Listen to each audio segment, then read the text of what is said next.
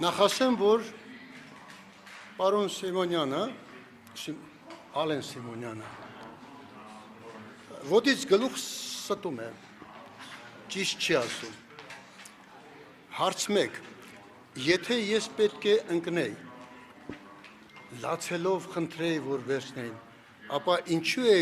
ես գնում Factor TV և ինքս հայտարարում, որ ինքս սառեցրում եմ իրենց հետ գործնեությունը։ Ոչ, ես հայտարարել եմ, հետո են ինձ կանչել, հեռացրել եմ, և հետո մի փոքրիկ բան, որ միջև հիմա չեմ բացել, չեմ ասել։ Որպեսզի ինձ համոզեն, որ ես դնեմ իմ մանդատը, իրենք տարբեր ճանապարհներով հասել են ամերիկաները և աստրախանները։ Ինչքան հեռու, իրենք փորձել են իմ տղայի և իմ եղբոր միջոցով ազդել ինձ վրա, որ ես դնեմ իմ մանդատը։ Սա երկրորդ։ Երրորդ, այնպիսի մի անհասկանալի անիմաստ բան է ասում, թե ոչինչ դուք ձեր թոշակը կստանաք։ Նախ ես այդ թոշակի կարիքը չունեմ, որովհետև ապահովված մարդ եմ մինչ այդ և փառք Աստծո ես 56 տարի աշխատել եմ այս երկրում, իմ հայրենիքում, և այսօր ֆինանսական տեսակետից այն վիճակում եմ գտնվում, որ իրենց տված այդ թոշակը որևէ էական դեր չի խաղալու ինձ համար։ Պարոն Ասլյան, տեսեք, դուք իրենց թիմից էիք, բերեցիք իշխանության, գովում եք, հիմա բարոյական է ասել։ Կներեք, ես ձեզ դրան հարց եմ ուզում տալ։ Ինչու եք այդպես մոտենում։ Դուք ձեր կյանքում բոլոր այն մարդկանց, որ ճանաչել եք, մշտապես նույն վերաբերմունք եք, մի րոպե, կներեք, ես էլ դա եմ ձեզ ասում, ձեր ամբողջ կյանքում չի եղել մարդիկ, ում հետ լավ եք եղել և այլն, ի վերջո այդ մարդկանց հետ ձեր հարաբերությունները դադարեցրել եք, չի եղել, որևէ մեկը կա, որ կարող է ասել, որ այն մարդկանց, որոնց ինքը ճանաչել է ամենասկզբից, մինչև կյանքի վերջ այդ մարդիկ մնացել են իր կողքեր։ Մի րոպե, հիմա շարունակեմ։ Ես Նիկոլ Փաշինյանին իշխանության չեմ բերել։ Իրենք ինձ հրավերել են, եթե դուք նայեք այսպես ժամանակագրությունը, ապա դուք կտեսնեք, որ իրենք են ինձ հրավիրել իրենց մոտ, որովհետև այն ժամանակ, ելքի ժամանակ, դեռ սկզբից, երբ որ իրենք և կադրային սով ունեին, և մնացած մեծ, այսպես, որպեսզի իրենց Ինչով օգտակար կլինեիք նրանց, որ այդպես շահագրգռված էին, որ ձեզ տանային իրենց։ Իմ անցած կյանքով, կներեք, մի փոքրիկ օրինակ բերեմ, օրինակ, ասենք 21 թվականին թող իրենք հիշեն, թե 21 թվականին Գյումրիի կամ այն վերևներում ելույթերի ժամանակ, ընտրություններից առաջ,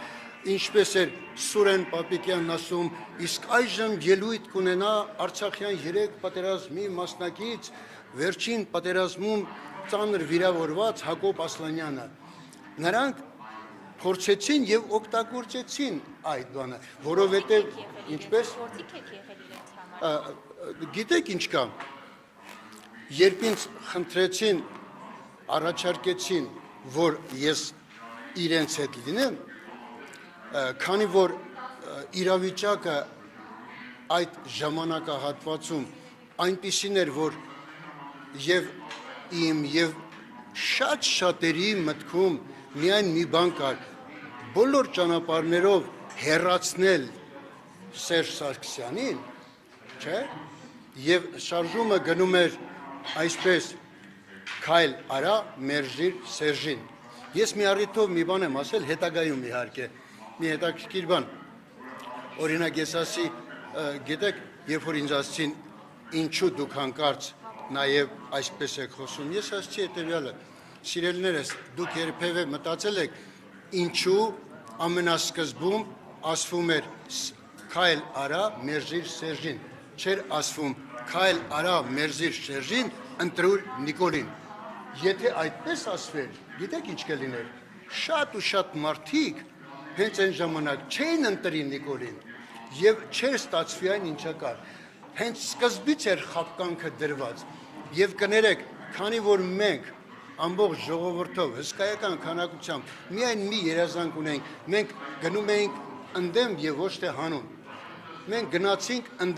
ընդդեմ Սերժին, քայլ արեցինք, մերժեցինք Սերժին։ Ինչպես Փոշմանել եք որ գնաց։ ես շատ ուրախ եմ իմ անցած ճանապարհով, նույնիսկ իմ սխալներով։ Հասկացաք, փոշմանելս ո՞րն է։ Պարոն Ասլանյան, դուք Ես հաջորդ օրը կներեք, ես հաջորդ իսկ օրը երբ հարցազրույց տվեցի, ես ասացի, ես ԿՊ-ից շնորհակալ եմ այն բանի համար, որ իրենք Ասլանյանին վերադարձրել են Ասլանյանին։ Բայց ձեզ այսօր վիրավորեցին, ասացին ռադ եղեք, ռադ կլինեք, ասացին, որ դուք լացել եք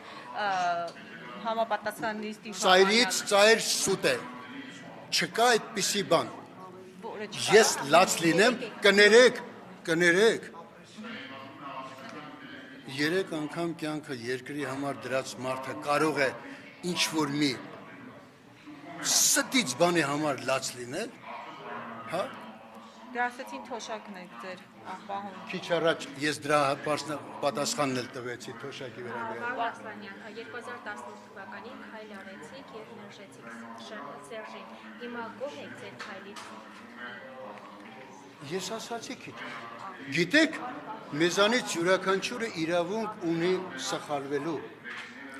բայց ես ասացի, մենք բոլորս մարդ ենք։ Պարոն Աղազարյանի հետ մենք ներսում միշտ էլ որոշակի մեր կարծիքն ունեցել ենք, այսինքն ինչ-որ ձևով եղել ենք ներքին ներսի ընդդիմություն, ինչ-որ ձևով, քիչ թե շատ, եւ այսօրվա բոլոր հարցերը, որ առաջացել են ու մենք այսօր դրա համար պայքար ենք մղում, այն ժամանակ չէր ասվում, այն ժամանակ մենք բոլորս ստիպված էինք եւ ներսում պայքարել, չէ, եւ փորձել։ Օրինակ մի ինչպես իրենց սխալների դուք ես ձեզ մի բան ասեմ, դուք չեք նկատում, եթե ժամանակագրությամբ անցնեք, չեք տեսնում, որ ասենք պարոն Աղազարյանին եւ ինձ հեռացնելուց հետո Նիկոլ Փաշինյանի գործողությունները ինչքան անվերահսկելի սկսեցին դառնալ։ Այսինքն դուք եք վերազսպում։ Ոչ թե մենք զսպում էինք, այլ մեր գոյությունը այնտեղ որոշակի զսպողական բան էր։ Ինչից բայց հանուն արդարության խոստովանում եք, չէ՞ որ եթե պարոն Աղազարյանի հետ հեռախոսային պատմությունը չլիներ, դուք դեմ դուրս չէիք գալու Նիկոլ Փաշինյանի վարած թե ներքին թե արտաքին քաղաքական։ Շատ կներեք։ Մի օր պետք է այդ փուչիկը պայթեր։ Հիմա դա եղավ պարոն Աղազարյանի հետ կապված, բայց հասունանում էր այդ բոլորը։ Եթե դուք մտածում եք, որ պարոն Ասլյանը մշտապես մնալու էր այդ կատեգորիային, սխալվում եք։ Ամեն ինչ հասունանում է ժամանակի եւ Բայց տարածության մեջ։ պատերազմից հետո, պարոն Ասլանյան, տպավորություն էր, որ դա պիտի փուչիկը պայթած լիներ արդեն պատերազմից հետո, բայց դուք մնացիք խմբակցությունում։ Որովհետեւ դեռ հավատում էի։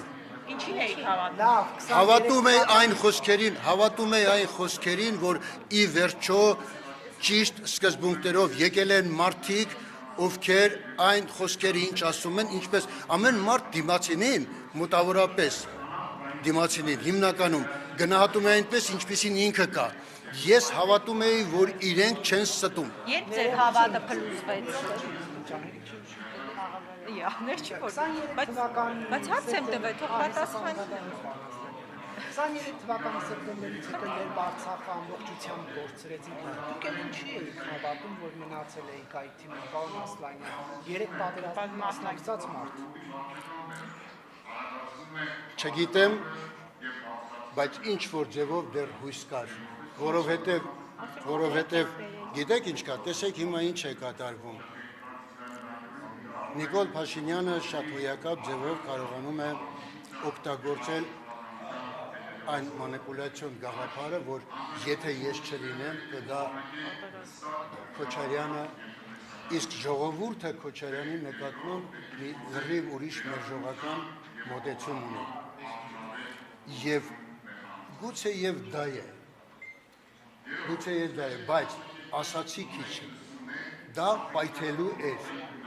Վաղը այսօր կլներ, վաղը կլներ, հետո կլներ, լինելու էր։ Իսկ ձեր հավատը երբ փլուզվեց, պարոն Ասլանյան։ Մի անգամից չի փլուզվում։ Հավատը այն ժամանակ փլուզվեց ամեն ինչ, երբ որ ես կարդացի այն նյութերը, որ վարչապետն ուղարկել էր, եւ ես պարոն Կոնջորյանին ասի, որ ես շոկի մեջ եմ, Ինչ նյութի մասին է խոսքը։ պարոն Աղազարյանի վերաբերյալ, որտեղ մեղադրվում էր իմ ընկերը, առաջերտին տենց վերցնենք, մեղադրվում էր պետական դավաճանության մեջ։ Ես ասացի, որ ես շոկի մեջ եմ։ Պարոն Կոնջարյանն ինձ ասաց, ինչ շոկի մասին է խոսք, ասի, ես այստեղ պետական դավաճանություն չեմ տեսնում։ Ինչ եք դու, բա վարչապետն է ասել։ Ես էլ ասի կներեք, եկեք այսպիսի մի տարբերակ։ Եկեք ներսում 5-6 հոգանոց մի փոքրիկ խումբ կազմենք, նախ ուսումնասիրենք այդ ամբողջը, համոզված լինենք, որ պարոն Աղազարյանը իսկապես դավաճան է, հետո նոր դա հանրայնացնենք։ Ասացին ոչ, վարչապետն է ուղարկել, վերջացավ գնաց։ Ասի կներեք, ոչ, այդ դեպքում այսպիսի խոսակցություն է եղել։ Ես այդ դեպքում ասացի, ես առաջիկա 1 ամիսը ոչ խմբակցության նիստերին եւ ոչ էլ նախաձեռնող նիստերին չեմ ուզում մասնակցել։ Ասեց ինչու։ Ասի որովհետեւ ես չեմ ուզում, որ խմբակցությունում կամ նախաձեռնող նիստին որևէ մի խոսք գնա եւ դա հասնի Աղազարյանի ականջին, չէ՞։ Հետո դուք ինձ վրա հասկացեք, թե ես եմ հասցրել, ես չեմ ուզում մասնակցել։ Մի րոպե, ասացին չէ, ես էլ հաջորդ օրը գնացի, ասի, որ ես ինքս դադարեցնում եմ իրենց գործունեությունը, վերջ։ Ինչով եք բացատրում, որ իշխանությունը Արմեն Սիմոնյանը այսպես մի կողմ թողնելով ընդդիմադիր հիմնական ուժերին, որ շարունակաբար թիրախավորում են, անցել են այսպես պատկառելի տարիք ունեցող նախկին, ինչով եք սա բացատրում, որ արդեն ձեզ էլ չեն Որովհետև երեք ես շատ ցավալի բառով եմ ասել, որ 2 ամիս է մնացել, ձեզ պետք է ռադանեմ։ Համոզված եք, որ 2 ամսից հետո համոզված եք, որ ռադեկան է։ Ես կարծում եմ, որ ժողովուրդը պետք է ոտքի կանգնի, ու ես կարծում եմ, որ իսկապես այս անգամ ժողովուրդը պետք է հանուն գնա եւ ոչ թե ընդդեմ։ Եվ որպեսզի այսպես ասած Ալեն Սիմոնյանին հուշկու պատասխան տակ, պատրաստ եք հայտարարել, որ այն թոշակը բարձր, որ ստանալու եք, դա օրինակ ինչ-որ նվիրատվություն կանեք ամեն տարի, որ տպավորություն չստեղծվի, որ դուք հանուն թոշակի պայքարեցիք։ Կներեք, ես նվիրատվություն հիմա էլ եմ միշտ անում, ի տարբերություն շատերի, չեմ նկարահանվում, չեմ ցույց տալիս, բայց իմ նվիրատվությունները այնպես է, որ մարդիկ ուղղակի ստանում են։ Ես անում եմ ամեն հնարավորության, Հիմա էլ եք անում, այո, բայց երբ ընտրությունների օրը հայտնի է դառնում եւ դուք էլ պատրաստ չէ, հիմա կոնկրետ հիմա կներեք, նախընտրությունները չեն, եւ հետո եթե ես ասենք, ստացել եմ եւ առանց որևէ հետադարձի նպատակով ինչ որ մեկին ենթադրենք մարդը ինձ զգացել եմ, որ մարդը հնարավորություն չունի, որոշակի օգնել եմ։ Պաղպաղակ եք գնել օրինակ։ Օրինակ, չէ, սիրելիներս, ուրեմն որևէ մեկը չի կարող ինձ մեղադրել, որ ես դա շահադիտական նպատակով եմ արել։ Բացարձակապես, որովհետև ես հիմա չեմ անում, մի ուրիշ բան էլ ասեմ նա, օրինակի համար ես մի անգամ ասի, որ շատ քիչերը կարող են այնքան բարեգործություն հարացնեն, ինչքան ես, ասցին ինչու, ասի որտև հաշվեք, 90 թվականից, պատերազմը թողնենք, միջով, մինչև 16 թվականը, ես ամեն տարի, ինչքան որ ռեպետիտորություն եմ արել, իմ ընկերների երեխեքին, իմ հարևաններին, բոլոր, ոնց ասեմ, ամեն տարի ամենակիչը 1-2 երեխա ես ձրի պարապել եմ, ձրի, առանց որևէ նպատակի։ Եթե այսօր դուք գնաք 8-րդ մասի ու դուք տեսնեք, ասենք, արծիվից մինչև ներքև այն գազոնների վրա ծառերը, որոնք աճում են, 90-ական թվականների կեսերին ես հավաքելով այդ երեխեքին, իմ ուսանողներին, այդտեղ ծառներ եմ տնկել, դիմաց այգի կա, հսկայական քանակությամբ գործ եմ արել, բայց ես բացարձակապես չեմ հայտարարում, որ ես այսպես արել եմ, որովհետև այն ինչ հայրենիքի համար անում ես, չպետք է ցույց տաս, ուղղակի գլուխդ կախ պետք է անես։ Շնորհակալություն։